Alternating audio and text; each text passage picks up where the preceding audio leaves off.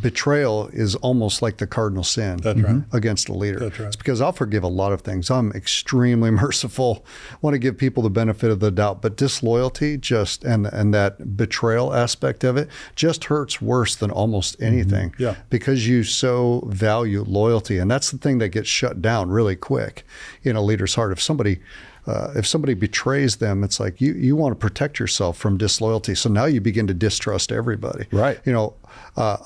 I joke about this. I've now gone through a succession story like you guys have, but I was a church planter from the very beginning. And so about 5 years in was the first time I quit. I've quit about 12 times and Jane has hired me back every single time. But the first time we were about 300 people. And we had just gotten into a building. We were about 400 people. And my first hire was a guy who had helped me start the church. He was my first hire. As soon as he got the title pastor, everything changed. He started sitting in my office when I wasn't there, started having meetings with people.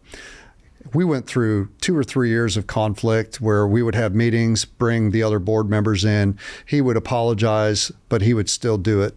And it just kept going and going and going. And ultimately, I had to let him go. And as soon as I let him go, thank God it was not the Facebook days. I mean, we had, this is 2000. We had a listing. We had remember those Olin Mills photo albums of the church where he had everybody's picture, terrible pictures, by the way. So we had that. And as soon as I let him go, he cried in the meeting, acknowledged that he was wrong, was so sorry, and he left. But that afternoon, he started calling every family in the church one by one. And so back then, we used to have Wednesday night services. And so I fired him on a Tuesday. I had one of my overseers there with me on Wednesday night to announce it. And there was a group of people that were loyal to him that came to Wednesday night. And when we made the announcement, they all made a point of standing up and walking out together. I lost 1/3 of the church. Oh my Just like God. 1/3 of the stars. When Satan fell, there was a third of the angels that fell. Well, in this particular case, it was 1/3 of our church left. And on their way out, they made a big stink about it. All kinds of rumors were spread about me. And it was the hardest thing I had ever gone through. And I remember the moment I walked out to my car that night, and I, for the first time, thought to myself, I'm not cut out for this. I can't do this. Because if I was good enough, this wouldn't have happened to me. And back then, a man that I respect that was like a pastor to me spoke to me, and he said, if it happened to Moses, if it happened to Jesus, if it happened to God the Father, don't be surprised that it happened to you. You're in good company. Exactly and that so encouraged me. It was the only thing that kept me in the game because it was just such a huge wound. And I think so many pastors have experienced that. I don't think I've met a pastor that's doing anything that hasn't experienced this to some degree. I don't think there's any, because people are people and the devil's the devil. Well, so let's talk about avoidable and unavoidable. Betrayal so let's go back to this guy that Jimmy's talking about. I was, and of course I'm the president and founder of XO Marriage. We're sitting right now in the XO Marriage studio recording this. And so back then it was called Marriage Today, but Marriage Today was birthed out of Trinity Fellowship. Lord gave me a vision in 1993 for this ministry. And so the church at that time was probably around 4,000, 5,000 people, and the church was growing and Marriage Day was growing. And so as they both grew, it was just a tremendous amount of pressure on me. So around what year did you begin as senior pastor at Trinity? Senior pastor was 2016. 2016. So this is probably going back to 2004, 2005, the first transition. First transition started in 2003, ended in 2006. Okay. So I was under tremendous pressure, and that we had a very gifted pastor on our staff that was a great speaker, great leader. He had some issues, but and I was dealing with him, but he was very honest about them, very submitted. And we had 100 conversations, and I just said, I'm still going to be here. I'm not leaving, but I need somebody to step in and lead and preach and all that stuff. And I'll still be here. I'm still going to be an elder. I'll be overseeing you. But I want you to take the responsibilities as senior pastor. Great. So we had every conversation you could possibly have, brought him into the eldership, had every, So the day, and I told him, I said, now because he had a lot of damage from his past. Yeah. And I said, now when you get into the chair, you've got to listen to my voice, because you're going to have a lot of fear. You're going to have all kinds of emotions, and you're going to have a lot of voices talking to you. My voice is the voice you're going to listen to when it comes down to it. Oh, great. Absolutely, absolutely. So the first day he became senior pastor, he changed the lock on my office door. that was a little slap. Do you know the level of courage it takes to change the locks on Jimmy Evans' door? Well, you can't make this stuff up. You can't, well, he was there. You can't make it up. So then shortly thereafter, he said to me, "You're not the only voice I listen to. I've got other voices I listen to."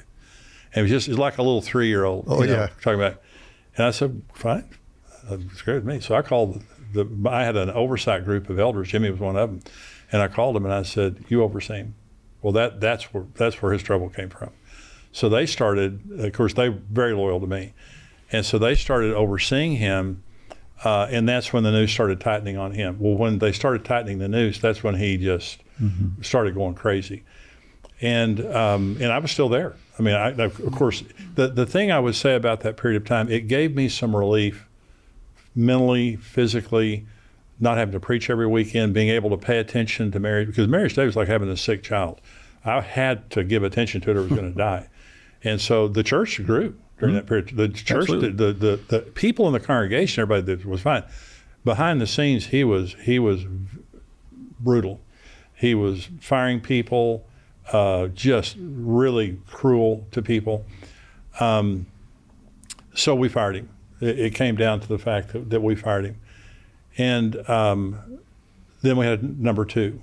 So after him, we had an elder who'd been at the church for a long time. Very close friends with all of us, a close friend of mine. And we raised him up, did the same thing, put him in the chair, let him preach, let him lead. I'm still there. I'm still overseeing him. And he did exactly the same thing. And by the way, both of them, one of the first things they did was cut the support of Marriage Today.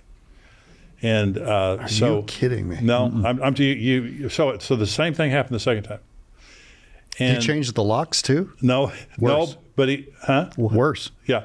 He told me where to sit when I came to church and where to park when I came to church. And told you couldn't come on campus without an escort. That's right.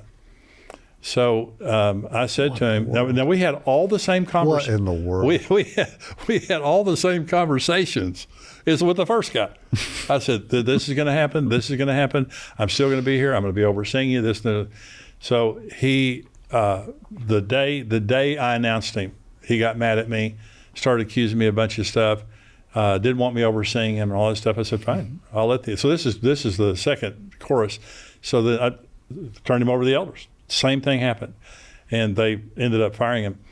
And so, I'm talking about avoidable betrayal. Okay. So what mistake did I make? Overlooking character problems, because they both had them. There were character issues in both of those guys. Very, very talented guys, very intelligent guys, but they both had issues with character. And here's what I would say. I'm very good at seeing the gifting in other people, but my flaw was ignoring the character. Paul said, get faithful men. Appoint faithful men. He didn't say talented. He didn't say rich. He didn't say successful. He didn't say charming. He didn't say popular. He said faithful. And so Jimmy has now come in since 2016, treats me unbelievably well, does a fantastic job leading the church. Jimmy didn't have any of the character issues. He was a faithful person to the church already, but he has good character, gifted but good character. The avoidable betrayal is when you put a person in a position of trust around you when they don't deserve it.